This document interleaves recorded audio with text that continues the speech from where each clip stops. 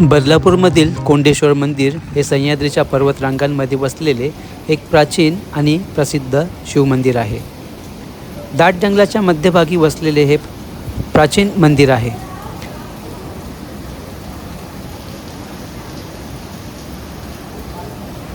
हे मंदिर प्राचीन हेमाडपंथी शैलीतील आणि काळ्या दगडांनी बनलेले आहे.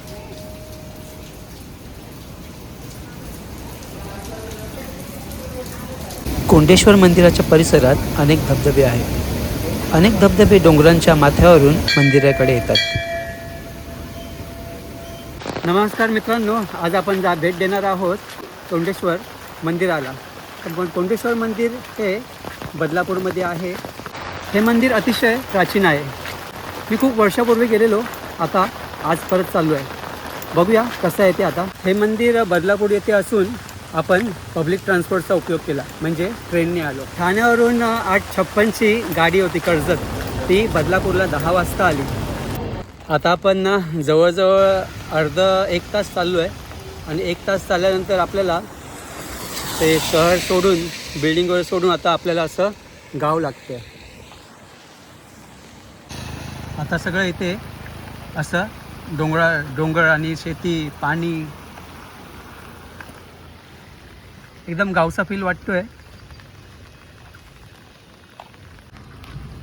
तुम्हाला समोर तिकडे दिसतंय ना, डोंगरांवरती पाऊस खूप पडतोय. आता थोड्या वेळाने इथे पाऊस येईलच आहे. दादा पाऊस बघा एवढा पडतोय ना, हे नदीचं फुल गढूळ झालं, चिखलाचं आलं आहे.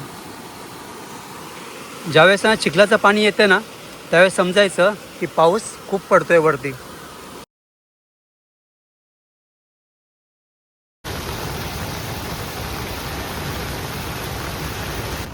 पाऊस एवढा झाला आहे ना की हे जे छोटंसं धरण पण ओव्हरफ्लोन वाहत आहे.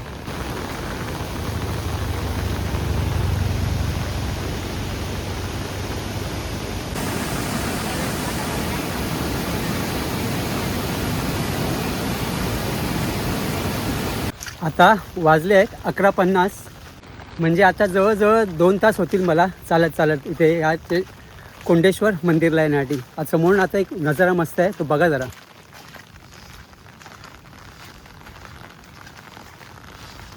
हा काय वातावरण झालं आहे. त्या डोंगरांमधून तो फेसाळणारा धबधबा आणि त्याच्या शेजारी आहेत ढग.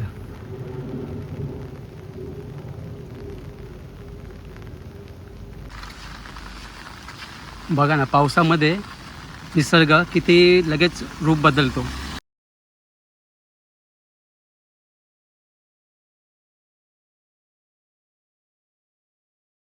आता आपण 10 मिनटामध्येच मंदिरात पोहोचू.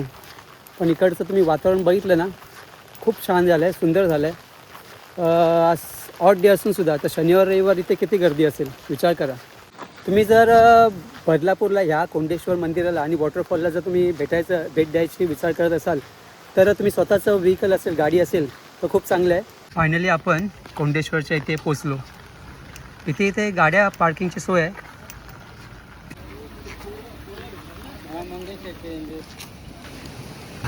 पहिलं आता आपण मंदिर बघूया.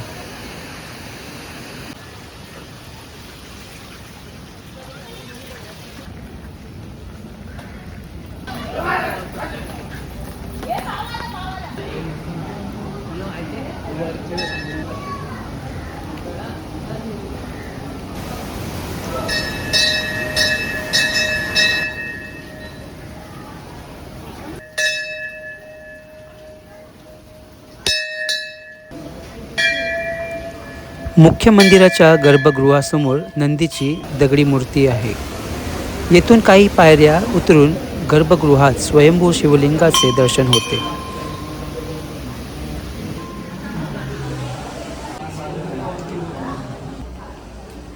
शिवलिंगावर पणाधारी नागाचे छत्र असून त्यावर असलेल्या गलंतिकेतून लिंगावर अभिषेक होत असतो.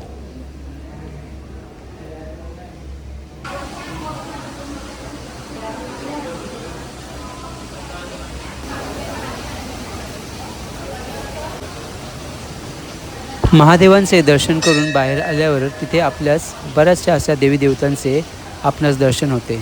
साईबाबा, विठ्ठल रखुमाई, हनुमान, दत्तगुरू, दुर्गामाता, कालिका माता आणि गणपती बाप्पा.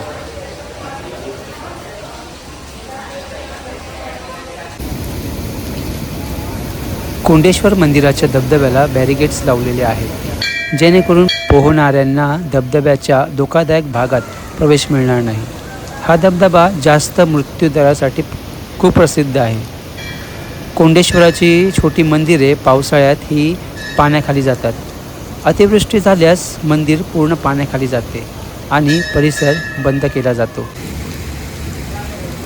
कोंडेश्वर धबधब्याचा हा धोकादायक भाग आहे, जिथे अनेक मृत्यू झाल्याच्या घटना घडल्या आहेत. धबधब्याची उंची जास्त नसल्यामुळे हा भाग फसवा वाटत असला तरी त्याच्या खाली खडक लपलेले आहेत आणि पाण्याचा प्रचंड ओढा खाली खेचतो.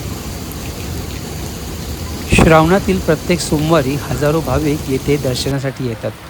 पावसाळ्याच्या दिवसात या धबधब्याचा आनंद घेण्यासाठी दररोज शेकडो पर्यटक येतात. कोंडेश्वर मंदिरातून आता निघताना पाऊस चालू आला. दर्शन तर खूपच चांगलं आलं, पण आतमध्ये गाभाऱ्यात आज मंदिरामध्ये लाईट नव्हती, त्याच्याने गाभाऱ्यात अंधार होता. पावसाळ्यात या मंदिराच्या सौंदर्यात अजून भर पडते. कोंडेश्वर बदलापूरच्या उंच टेकड्यांजवळ वसलेले आहे. चंदेरी किल्ला, तावली शिखरे हे सर्व जवळच असून तेथून दिसतात. कोंडेश्वर त्याच्या पायथ्याशी वसलेले आहे.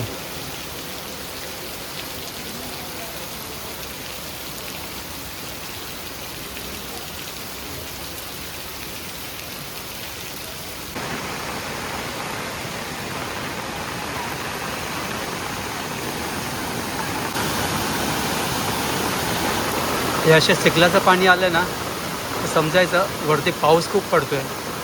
नाहीतर वॉटरफॉलचं पाणी कसं असं सफेद असतं, पण हे पाणी आहे ना पूर्ण चिखलाचं आहे. समजून जा की या पाण्यामध्ये जास्त राहणं डेंजर आहे. जीवाशी खेळू नका. कोंडेश्वरला तुम्ही स्वतःची गाडी आणू शकता किंवा बदलापूर स्टेशनवरून रिक्षाने सुद्धा तुम्ही इथे येऊ शकता. हा पूल पार करून पलीकडे जाऊया आणि तिथे आहे कोंडेश्वर बाबांची समाधी.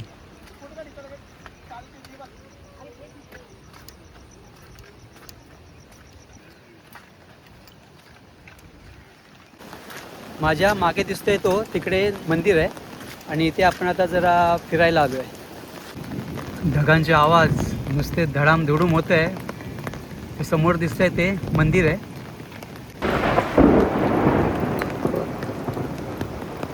ऐकला का आवाज?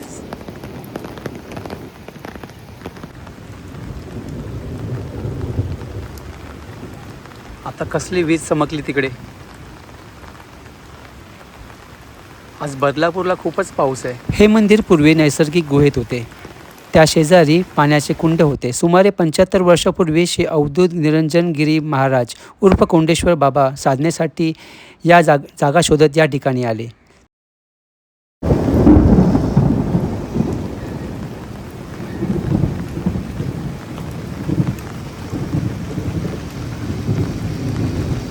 त्यांनी आयुष्यभर गुहेतील शिवलिंगाची व परिसराची देखभाल केली.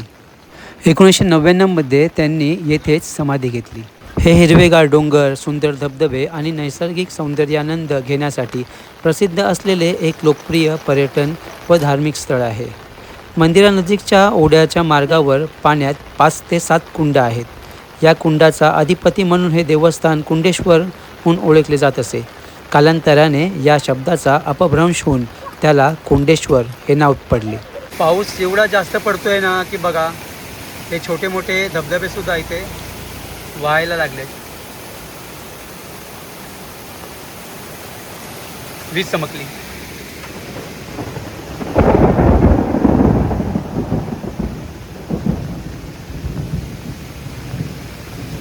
आता खरा पावसाळा वाटतोय.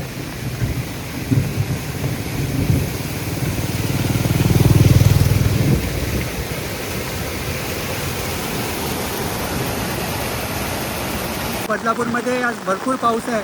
तुम्ही माझ्या मागे बघू शकता, तिकडे एक वॉटरफॉल दिसत असेल तुम्हाला.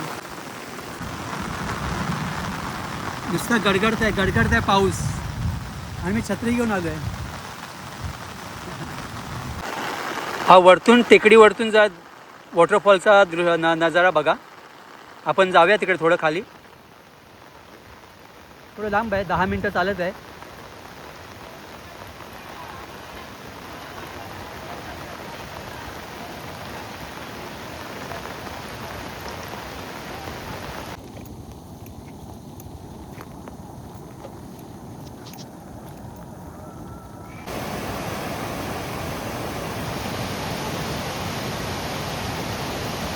कोंडेश्वर धबधब्याच्या जवळच धनगर धबधबा नावाचा आणखी एक धबधबा आहे. अजून एक तुम्हाला सांगावेसे वाटते की तुम्ही या ठिकाणी मौज मजा मस्ती करण्यासाठी येता. इथला आनंद घ्या, पण कोणताही कचरा मागे सोडू नका. निसर्ग स्वच्छ ठेवा.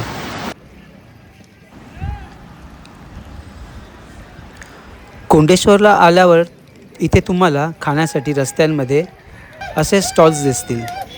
तिथे तुम्हाला चहा, नाश्ता, भुट्टा अशा अनेक वस्तू दिसतील.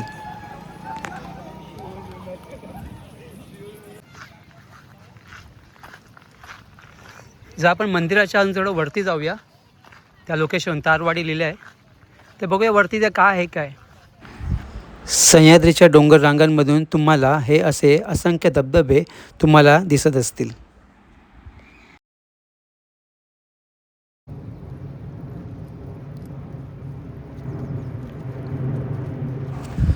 कोंडेश्वरमध्ये अंतहीन हिरवीगार कुरणे असल्याने अनेक गायी आणि शेळ्या सतत चरत असतात.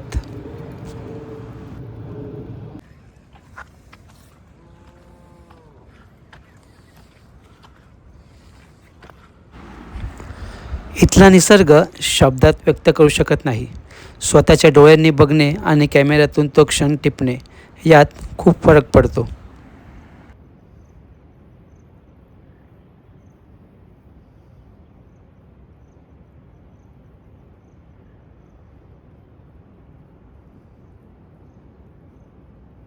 तुम्ही बघू शकता ना, इकडचं वातावरण आहे ना एवढं सुंदर झालं आहे ना. आता काही वेळापूर्वीच इथे खूप पाऊस पडत होता, पण आता हा पाऊस थोडा थांबला आहे. त्याच्यामुळे हे निसर्गाचं सौंदर्य मी तुम्हाला दाखवू शकतो. नाहीतर काही दिसत नव्हतं पावसामुळे, नुसता पाऊस.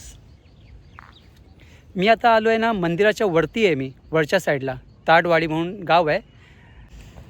ह्या इथे गाई ढोरं भरपूर आहेत. खाली तिकडे आपल्याला बकऱ्यासुद्धा दिसत आहेत खाली, आणि कोंबड्या. ह्यांचं मला वाटतं शेती तर आहेच, शेती हे लोक करत असतील. खाली आपल्याला दिसलेत ते.